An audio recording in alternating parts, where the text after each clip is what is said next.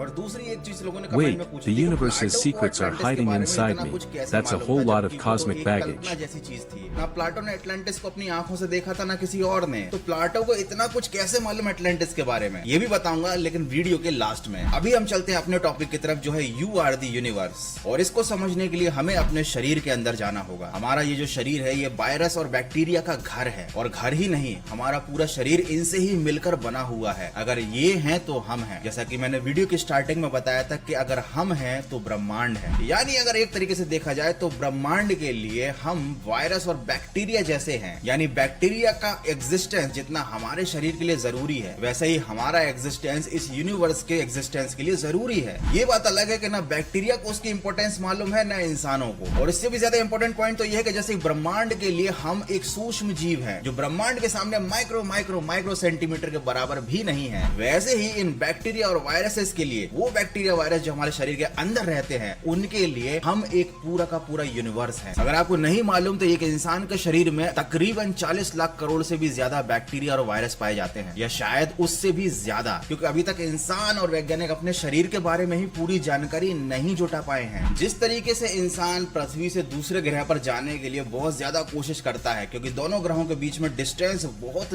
ज्यादा होती है, वैसे ही सूक्ष्म जीवों के लिए हो सकता है हमारे शरीर के एक भाग से दूसरे भाग तक जाना भी उतना ही ज्यादा मुश्किल हो। उनको भी लगता हो कि जिस शरीर में वो रहते हैं वो अनंत है, जबकि वो एक छोटे से इंसान का शरीर मात्र है। और आप सोचे इस दुनिया में लाखों करोड़ों अरबों लोग रहते हैं, मतलब यहाँ पर लाखों करोड़ों और अरबों यूनिवर्स हैं, जिसके बारे में एक शरीर में रहने वाले अरबों सूक्ष्म जीवों को भी नहीं मालूम। जैसे कि हमको नहीं मालूम कि ये अकेला यूनिवर्स है इस दुनिया में, या फिर ऐसे बहुत सारे यूनिवर्स हैं। और उससे भी इंपॉर्टेंट और इंटरेस्टिंग फैक्ट तो ये है कि एक बैक्टीरिया का शरीर भी हमारी तरह ही छोटे छोटे और बैक्टीरिया से मिलकर बना होगा। उसके अंदर भी पता नहीं लाखों करोड़ों कितने सूक्ष्म जीव होंगे। तो बैक्टीरिया के शरीर को बनाने वाले सूक्ष्म जीवों के लिए उस बैक्टीरिया का शरीर भी एक ब्रह्मांड के बराबर होगा, और बैक्टीरिया को बनाने वाले सूक्ष्म जीव का शरीर भी बहुत सारे और सूक्ष्म जीवों से बना होगा, और उन सूक्ष्म जीवों का शरीर भी और सूक्ष्म जीवों से बना होगा। और इसी तरीके से ये चेन चलती जाएगी जो कि अनंत है। इसका मतलब हमारे शरीर में रहने वाला एक सूक्ष्म जीव जो हमें अपनी आंखों से भी दिखाई नहीं देता, वो अपने आप में एक ब्रह्मांड है। मतलब इस चीज का कोई अंत नहीं। और आपको नहीं पता कि हो सकता है आप जिसे बहुत बड़ा ब्रह्मांड समझ रहे हो, हम इंसान जिस ब्रह्मांड के अंदर रहते हैं, जिसे हम अनंत समझते हैं, वो किसी एक नॉर्मल से जानवर के शरीर के अंदर के सूक्ष्म जीव के अंदर हो, या किसी बिल्ली के गले में बंधी हुई घंटी के अंदर हो। हम सभी लोगों ने साइंस पढ़ रखा है, और इतनी छोटी बात तो सबको मालूम है, बेसिक सी चीज है कि हमारा ब्रह्मांड फैल रहा है, वो एक्सपैंड हो रहा है। ठीक वैसे ही जैसे एक इंसान का शरीर एक्सपैंड होता है, मतलब वो बचपन में छोटा होता है, जवानी तक आते आते बड़ा होता है, और उसके बाद बुढ़ापे की तरफ जब वो जाता है तो उसके शरीर का विकास रुक जाता है, और एक दिन उस शरीर का अंत हो जाता है, उसमें रहने वाले सभी जीवों का भी अंत हो जाता है।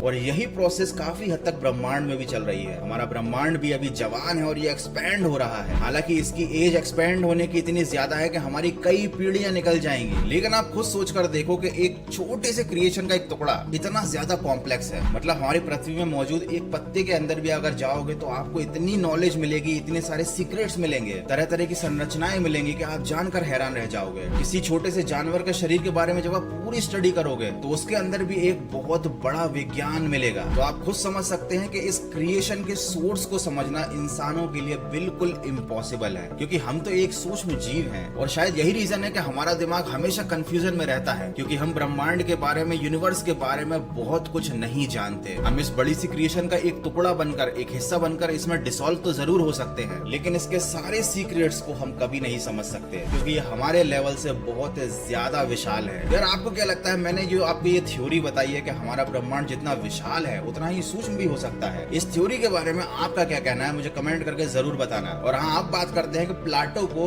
अटलांटिस के बारे में इतना कुछ कैसे पता था। तो प्लाटो की पिछली 6 पीढ़ियों से लगातार अटलांटिस के बारे में कहानियां पीढ़ी दर पीढ़ी आगे बढ़ती चली गई। मतलब प्लाटो की जो सबसे पुरानी पीढ़ी थी, उन्होंने अटलांटिस के बारे में नॉलेज अपनी नेक्स्ट जनरेशन को दी, उसके बारे में पूरी डिटेल बताई, और इसी तरीके से इन्फॉर्मेशन करीब 6 पीढ़ियों बाद प्लाटो तक पहुंची। और प्लाटो को अटलांटिस के बारे में जो भी जानकारी उसके पूर्वजों से मिली थी, उन्होंने उसको एज इट इज अपनी बुक्स में लिखा। तो यार आई थिंक आज के वीडियो के इतना काफी। आई होप वीडियो देखने में मजा जरूर आया होगा। और हाँ, ये कमेंट मत करना कि अगर गौरव भाई हमारे साइंस के टीचर होते तो क्लास शुरू करने से पहले बोलते बिना किसी तरीके शुरू करते हैं आज का तगड़ा चैप्टर। यार चलो वीडियो एक बार खत्म करते हैं, क्योंकि